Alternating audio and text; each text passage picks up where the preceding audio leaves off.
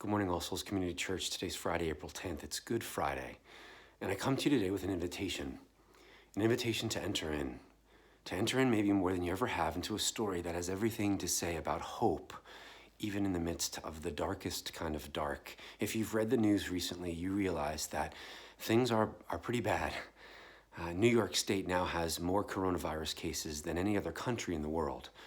In fact, there are so many deaths in the city of New York City that the governor is now asking questions about using mass graves for bodies that are not being picked up. What kind of world are we living in? It's a nightmare. On so many levels, it's a nightmare. And yet, it's precisely this nightmare that Jesus came and entered into more fully than we ever will, so that there could be an answer beyond what we're able to muster inside of ourselves or even around ourselves. If you see, this whole season that we call Lent, that begins on Ash Wednesday and comes through this weekend, where the church, where Christians practice self-denial, practice this notion of, how do I meditate on, quiet my soul before God, so that I can see what's kind of messed up inside of me, that sin, that brokenness that's all out there that causes things like coronavirus, that's infected me. How do I make space to see the places where that's true so that I can prepare myself to enter in even more fully to this week called the Passion Week, Holy Week, where on Palm Sunday, Jesus rides in on a donkey. And everyone thinks, oh, he's coming to do what we thought he was going to do. And he's going to rid us of Roman oppression. And meanwhile, Jesus has in his sights the entire time this day, where the beginning of the week, Jesus is teaching all about how they're missing him.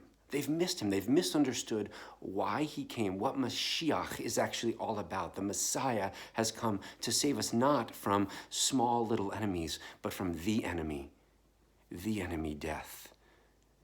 So last night, as we entered into the Passover Seder, and as Jesus celebrates this story of redemption, of the God who saved his people Israel from slavery in Egypt through these plagues, the last of which is death that requires the sacrifice of a lamb so that the covering of blood over their houses would cause death to pass over them. They would not die. That's the point. The lamb sacrificed for the sake of their lives. Jesus, throughout that entire meal, is declaring literally, this is my blood. I'm the lamb. This is my body. I'm the lamb.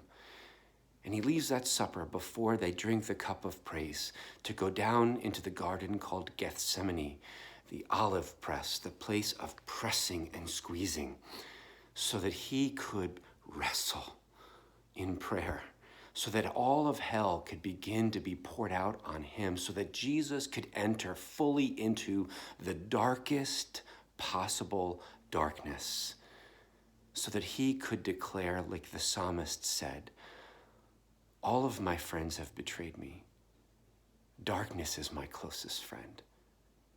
Jesus enters fully and completely into that story, suffering beyond imagination, sweating drops of blood, and then going and being betrayed, being stripped naked, being beaten, and being hammered to a Roman cross, all so that the God who made us could be faithful to his promise to do whatever it takes. No matter what we do, he would take the punishment so that life would win.